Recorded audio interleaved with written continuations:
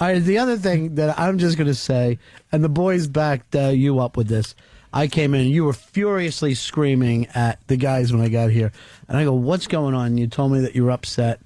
And then you said that Earl cut a promo for this interview that I've done. But you said that the promo itself, the clip that he went to, lasted about a minute. Yeah, it's for Ron Bennington interviews, special guest Todd Rundgren this Sunday, 9 p.m. in the East. So Earl makes a promo for it, and it goes to a clip of Todd Rundgren.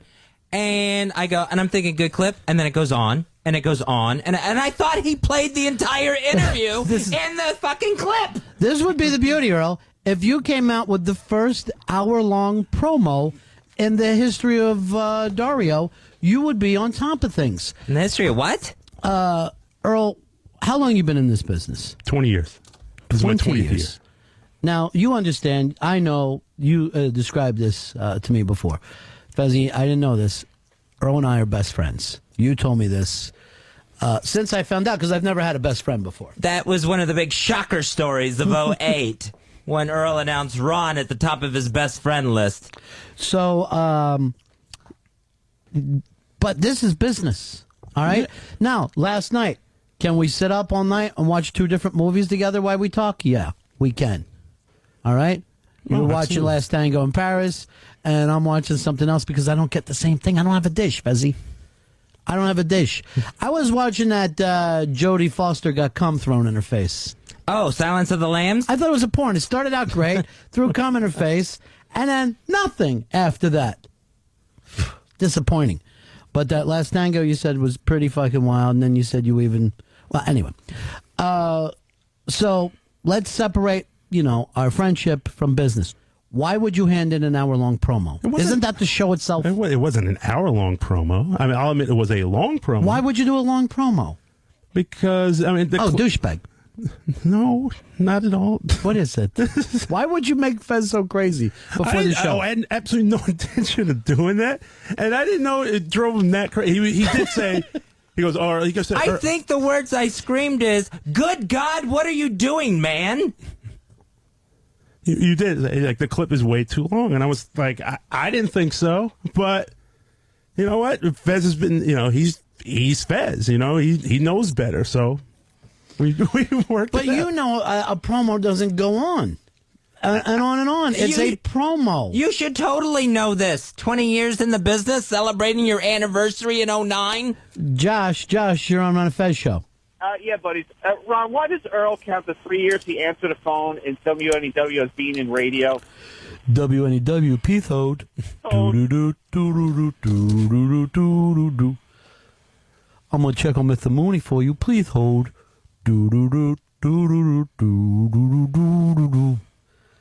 We here at WNEW are not here right now. Please leave an extended message while I play you an hour-long promo from this week's Breakfast with the Beatles.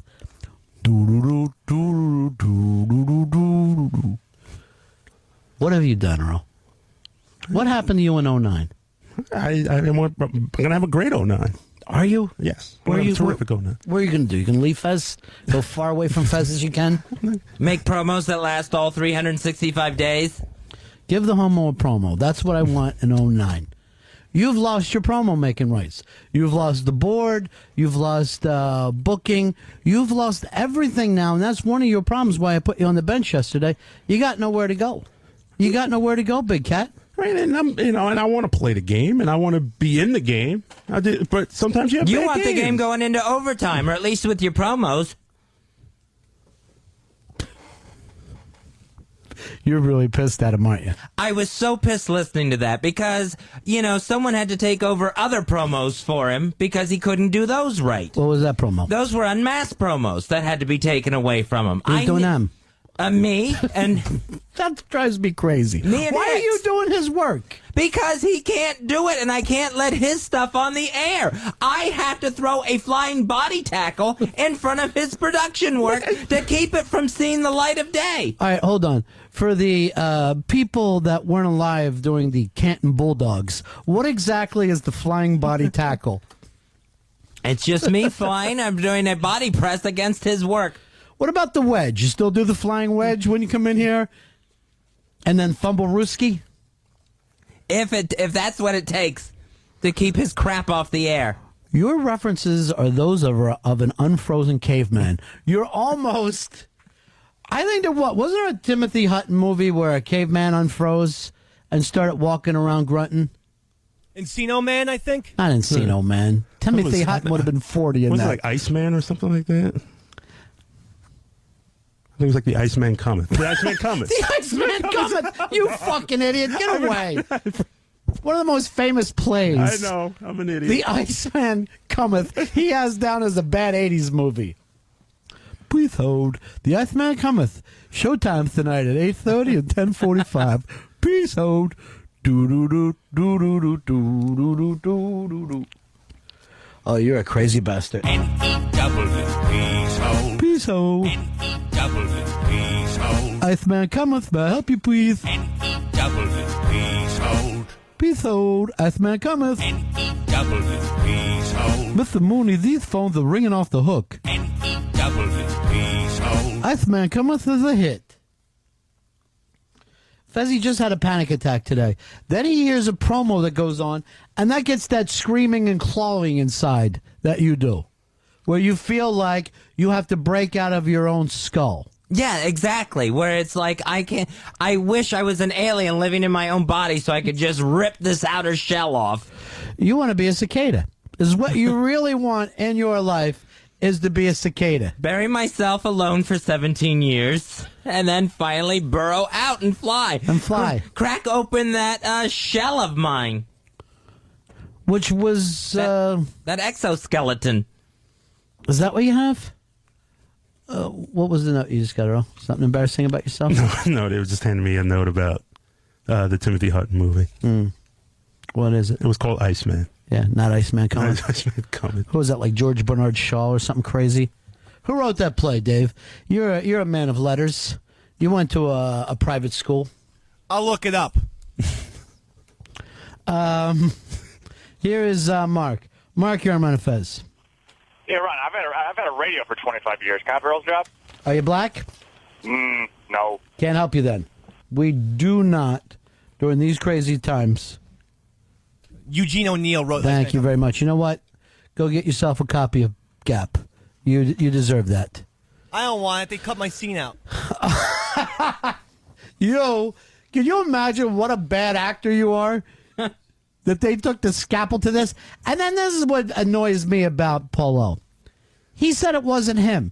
It was the studio heads. Right, yeah. He makes an independent film. He's the writer, director, star, and yet he doesn't get final cut. Oh, he gets pushed around so bad. Hi, you're on the Ron and Fez show.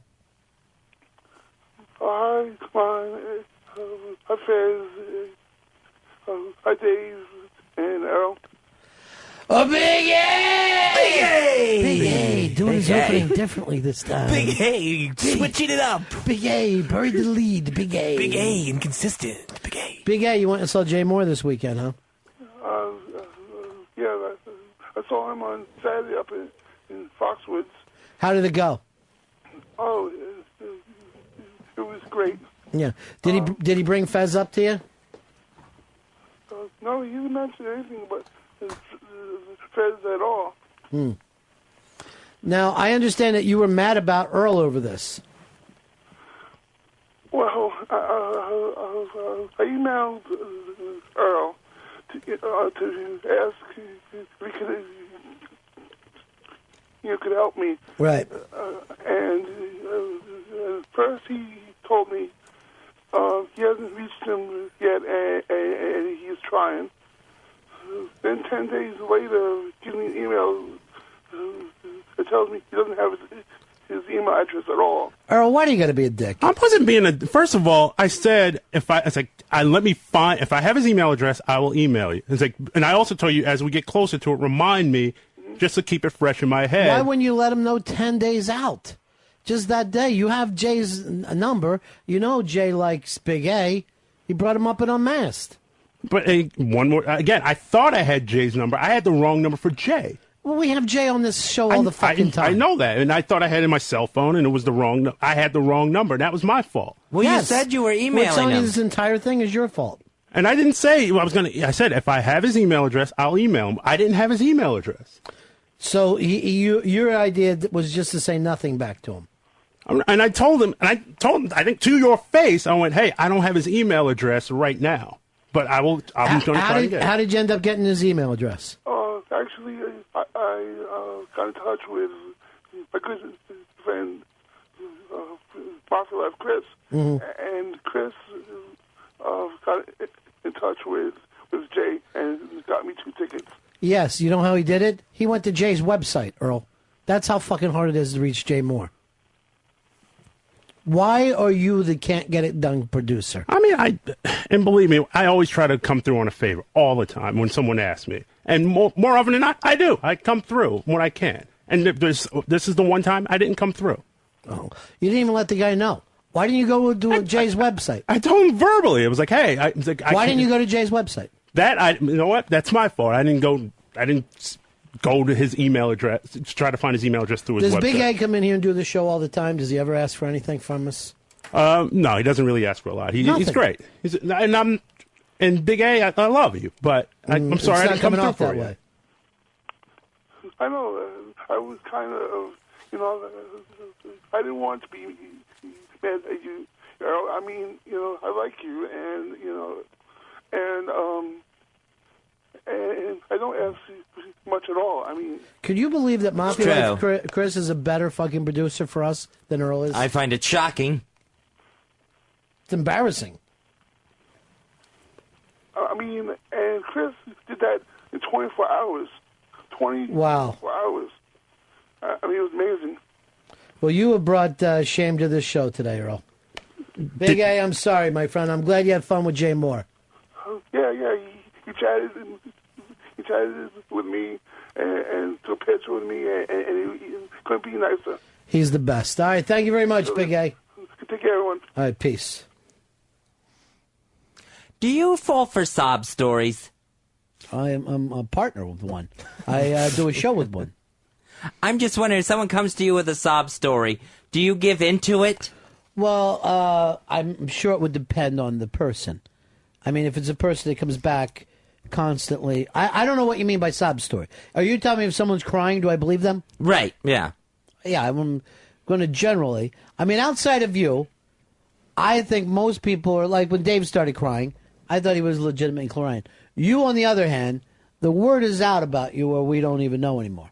When I cry, it's totally legitimate. Let's play that clip what Anthony said the last time he was on our show. This is Anthony on the Friday I guess it wasn't even a Friday, it was a Tuesday, but this was the last show of 2008. This is what Anthony just slips in about Fez.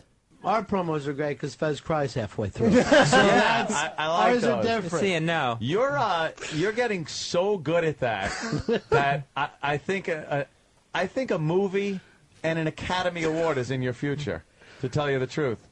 That's where you are with this, Fez. Because people are going, did Jay Mohr really make him cry? Did Anthony really make him cry? Yes, I was really crying. I was really upset. And I was really made to cry. And I even heard that from a couple of our friends. Who's saying it? Which friends? Doesn't matter. Doesn't matter who it was. But they're going, I normally feel bad when Fez does, but with that one I thought he made himself cry. No, trust me. I wish I could stop myself from crying most of the time. All right, so with your story, somebody cried to you and you don't believe them? No, it's just that I give into it. My niece came to me over the holiday. Uh-huh. She got a new phone for Christmas, but couldn't get it activated because she didn't have the money to finish up the contract or whatever it is on the first one and needed money to get the other one activated. So she needed like a few $100s and was crying to me about this. Now, I gave in. I can't stand to see the girl cry. I would give in no matter what. She's my niece. But I fall for the sob story where it's like, all right, this isn't getting her any responsibility of paying bills or handling her own affairs. And I just fell for it. I gave right in. Okay. So when you start crying on this show, and I give in and I call David, I am not doing you a service? I'm falling for a sob story. I just want. It's always interesting to me to see your map of the world. Right. Well, I'm just wondering. I mean, trust me, mine are real. I get really upset. I don't know about my niece. But why would you, since you get your feelings hurt, that we wonder if sometimes you don't think if I shed a couple tears, I get to float for a while, you know? Because face it, a lot of people who listen to this show blame me for your tears. They blame Dave for your tears. No one ever blames Fez for his tears. Yet here you are, a young lady who felt bad about something, asked you for help, started crying, and you're like, am I being taken advantage of? Yeah, well, I guess in a nutshell, that's it. And I do blame myself for my tears. I know I'm too sensitive. So why don't you see her as being sensitive? I mean, she's really sensitive. I mean... But you're saying that as a negative. Right, but I mean, I don't know what I'm saying. I want to say this to you. I have this fucking theory. Anyone who feels like you're going light on the dope with them is because they go fucking light on people. It's always a guy who's like a thief that worries that he's being stole from. So for you not to believe in a fucking, I think deep in your subconscious, it's the same way like you're saying you hated that your mom was a perfectionist at the house, and then look how you are with your cat. You scream at your cat. You do all the same things. Oh, yeah. So what I'm trying to say is a lot of times we tend to hate what we see in others is what we really fucking don't like in ourselves. Well, I would agree with that because I despise my weakness. And I'm weak in just about every area there is. Uh-oh, here we go. Here comes the sob story. And then it's going to be like, Ron's such a dick for bringing that up. And then Dave came in and took over the mic. No, this is me taking responsibility for my own tears and my own weakness. All right, so your niece needed to borrow a little money. Right. Did you have the money? Yes. Stop making a big deal out of it. If you were a guy living hand to mouth, this would be a fucking story. Mm-hmm. If I announce right now what this fucker's taking home, you'll be furious. I should be the one crying since he hasn't paid me for Dave's Choice. He hasn't paid me for breakfast in 4 shows, Mr. B. Dave doesn't have money. All you have to do is remind me to give you the money. That's all you have to do. I forget. And then my nephew came to me last night on the telephone. He needed money. Give it to him. So I'm just wondering, am I being a soft touch here? I'll tell you this. One thing I know about you is you ain't a soft touch. You are tight. We could put coal in your ass and make diamonds, as we used to say back in the old neighborhood. Here's Tom from Madison. How you doing, buddy? Pretty good. Happy New Year, boys. Thanks. Same to you. Is this the same niece that was potentially dating a married guy who the brother was getting a little, too observational with? Or yeah, this is the same niece, yes. Why couldn't she hit up her fella for it, have him come through with some green, maybe a ring would be coming with, divorce papers or something. All right, Came so out of I want to get back in. So you got a niece and nephew asking you for money. Right. You gave the money. Yes, I did. But you're resentful of both of them. Well, I'm a little resentful. I'm a little suspicious. I'm more suspicious of myself. Where am I letting myself be taken advantage of? How are you being taken advantage of? Because they're coming to me and they know I'm not going to say no. But you got the money. You're definitely not being taken advantage of. This fucking money's chump change to you. Right, but still, I mean, I need to save for a rainy day. If anything, well, your rainy day is your family, right? You got any kids of your own? No, I don't. You got your niece and nephew? Yes, I do. You celebrate them all the time like they were your kids? Always, yeah. Then what are you worried about? What are you worried about? That I'm being soft in this area. Guess what? When you're in your deathbed, these are the 2 kids that'll be wiping your ass. You got nobody else. That's a scary thought. That's true. Who else do you have in the world? Nobody. It's your family, right? Yes. Then how are you a soft touch for your own family? What do you got to worry about? just when it's like their responsibility to pay their bills. Like their mother doesn't want me helping them out. And I do it behind her back is what happens. So I don't understand what this. So you now feel guilty towards your sister. I feel a little guilty there. I feel maybe a little abused. How are you abused? Well, they're coming to me asking me for money when they know they're not supposed to. They're grown people, right? These aren't 4 and 5 years old. These are people that are adults. Yes, they're adults. And then how is anything they're supposed to do? How could their mother tell them who they can ask to borrow money from and who they can't? You have your own relationship. You know these kids since the day they were born. They're adults. You don't want to give them the money. Don't give it to them. But quite frankly, I don't see it as a big deal. I think you sit there and you help out, and it's a nice thing that you're able to do. Luckily, look at you. You have a positive look about it, and it's all nice for what works out for everyone. Quite frankly, these kids in their 20s, they should have nothing to do with their uncle. I got uncles by the time I was fucking 15. Right. Couldn't pick them out of a lineup. What do I want to do? Hang around with an uncle? I have my own life. You got these young people that still want you in their life. You're bitching because you got to pull out a couple C-notes?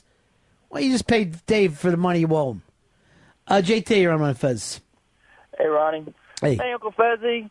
I'm a little late on my electric bill. I was wondering if I could borrow a couple $100 to pay it. Absolutely. Here's what I like to say. You listeners are like Fez's family. You are family to him. Here is Mike. Mike, you're on my Fez. Uncle Fez, I need $2,600 to pay my tuition. I'm not believing him. Absolutely. I am not going to write checks to all these people. Why do you feel like they're not being responsible? Because I know that other bills get taken care of for them, and I know that they're supposed to be helping their mother with certain things, and that doesn't always happen. So it's. I see. So you want to put them up to, you want to put them to work. I think that's what that's what it is. And you lived at home till what age? 29. No further questions. John, you're on Ron Fez. Yeah, I don't think Fez is scheming. I think he just holds other people to a higher standard than he holds himself. I believe if he holds them to any standard, it's a higher standard than he holds himself. I hold myself to the highest of standards. You want me to sit here and make up a list? No, I'd rather you didn't. And then here's the thing with Davey Mack, too, who came to me. And also Hicks did. Over the break, you didn't answer any of their emails, and you didn't answer any of their texts. No, I assumed they were drunk, so I didn't answer any of them. What did we say last vacation? Remember we got mad at Earl for not staying in touch? Right. Or was it Davey Mack for not staying in touch? Yes, it was. It was me. Yeah. And so it was 2 vacations ago. The last vacation and then this vacation, I've decided to stay in touch. And I texted away and phone called and left messages. Not a thing. I didn't know Happy New Year was a message that I had to return. Why not? Well, wouldn't you call back and say Happy New Year to you? That's what I would do. You know, Mr. B gave me a nice... When I said Merry Christmas to Ron, he texted back instantly, I'm sleeping. But I saw the effort, and as long as I get the fucking bling on the phone, and it says Ron Sell, I'm fucking fine with it. Because I know that that's the message he wants. You didn't even give me a bling, Fez. That's a pretty funny fucking message. I gotta give myself... Seriously, I gotta give myself some stuff... Right. I give myself a little credit there. This is just people just asking for money. Here's Don. Don, you're on the Ron Fez show. Hey, Ronnie, you're constantly accused of bullying Fez around, and Fez is constantly painting himself into a corner with these arguments. I mean, that's exactly what he is, yet he brings this stuff up I don't even begin to get it. You know, that's a really good point. And I'm always accused of busting your balls, Fezzy. And obviously I feel like that's my job here, no matter who's bringing up their point of view. What do we all want to be on the same fucking side? You ever try that in a boat? Yeah, it'll sink, I think. But you're saying, I have money, I have family, my family needed a little money, one for tuition, the other a couple $100 for her phone bill, why wouldn't you give it all? Why would it be a big deal? I honestly don't see. Now, if you're saying, I'm not close with these kids, they're not there for me, they come out of nowhere, then I could understand. But you get on the plane and go down there for family celebrations all the time. You're the weird uncle. You got no family of your own. True. You're using these kids. Why not enjoy them? Why not be the go-to guy? And I'm totally serious there. I never realized that I was using them. What do you mean you don't realize that you're using them? Well, I didn't realize I was using them to make them my own kids. I mean, it's true, but I never thought of that. They're your family. Right. So I don't mean like you're using them like you've tricked them to being your kids. But if you were the father in the family, you had kids that same age, they need a little thing, that's when the man comes through. Maybe this is symbolic of how close these two kids feel to you. You should look at it on the bright side. They probably don't ask strangers for money. I'll tell you right now, if they're listening to this show, they don't feel too close. I'd be crushed if I heard my uncle talking about that. But I'm saying maybe they might even feel closer to you than their parents. And they didn't go to their parents, they went to you because they see you more as a loving, generous person. And you just kicked them in the cunt after this. I kicked them in the cunt with a check. I don't think that you should be referring to your niece that way. Or my nephew, I guess. Be a bad paper cut. Deb says, they're going to be the house that you go to for Thanksgiving someday. Make nice. I should get you a fucking T-shirt that says make nice. It's the one thing you need to learn in life. You're mean to that cat. You're mean to those kids. Speaking of Fez's cat, yeah. I went out and purchased something for him. Right. It's a cat workshop book, which I think he should be filling out. Right, let me say it. Yeah. All About My Cat is the name of it. It's like a cat diary? Exactly. Diarrhea. And actually, Ron, as soon as you get past the first couple pages, the first page with writing is great because the question says, why did I get my cat? All right, why did you get your cat, Fez? And because I thought it would help me think of someone else other than myself. It would help me get out of my own mind. Boy, has that worked, hasn't it? You fucking reach into that wallet and you're furious. By the way, here's a nice place up front for you to put a photograph of your cat. Yeah, as a kitten. There's like 5 pages of photograph pages. The cat through the years? Yeah. What are 3 things that made you choose your cat? Let's see. She was small. She was short-haired, so I didn't think she would shed so much. And oh God. And I didn't have to take 2 with her. I could just take her by herself. Some of the other younger ones, they insisted that you take 2 of them. So everything about the cat was how it would make it easier on you of taking care of a cat. Right. If you couldn't have a cat, what animal would you like to have? I would probably like to have a dog. Why'd you get one? I can't have one in my building.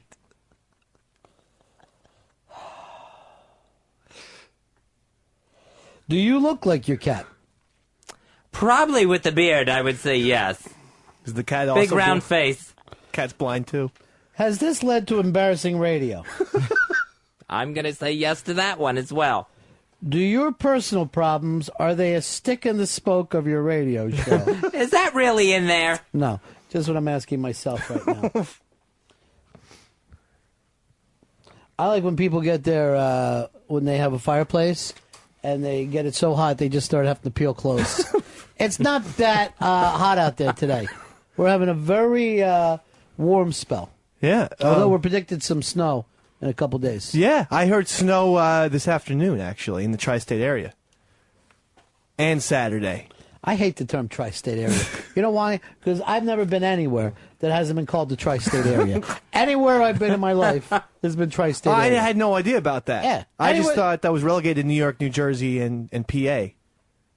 Oh, I always thought that, it was Connecticut. It is Connecticut. Yeah. Oh, down your way.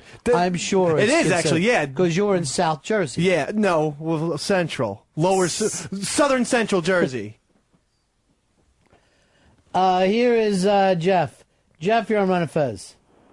Yeah, I just wanted to say I'm a recent listener for the last 6 months, and I just wanted to say the replays I heard over the holidays Fez was absolutely fantastic. You always talk about the old Fez, how great he is, and it's the first chance really I have to hear him. Fez, you're amazing. The replay show of your heart attack was just one of the most moving things I've ever heard in my life. All right, let's do this. I'll try to have another one for you. This always makes you upset when you come back and people go, oh, the Fez here and there. Right, yeah. Because you and I had that conversation. You don't like when they say the NEW Fez was my favorite or the... Yeah, that bothers me a lot. All right. Hicks, next vacation, I want all the best ofs to be no more than 2 weeks old. 2 weeks tops. Because you don't want to compete with it anymore. It's hard for me to compete with, and it really makes me feel upset about myself. Don't feel upset about yourself. Look at you. You're generous with your family. You're good to your cat. You're a wonderful man. You're fantastic. You're on the edge today. You were having the best first break. We went into a commercial, and right away we were in a different conversation about the Osbournes. As soon as you want to bring it to your regular stuff, you might want to hold that for your shrink. Yeah. Because you were having a ball in here. I messed that up. Until I brought my own stupid shit up, I was having a good time and enjoying myself and being able to communicate with humans. You're fine. Your niece and nephew should hate you. That's all. And maybe save your emotional stuff for your cat diary. You are going to fill this out.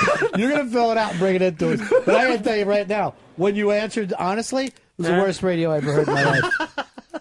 It was the worst thing I've ever heard in my life. Short hair. And This is 64 pages long. Well, it's the tiniest book I've ever seen in my life. It's a lot of filling out. It's a lot of forms. All right, this is fucking what Fez, because he won't read. He still uses the term with me, chapter book. Like we were in third fucking grade. Fez says, what chapter book are you reading now? I go, dude, every book to an adult is a chapter book. Stop calling him that, you crazy bastard. Anytime I look at a book and think, all right, maybe I could read this one, I immediately see how many pages it is and how many chapters are in the chapter book.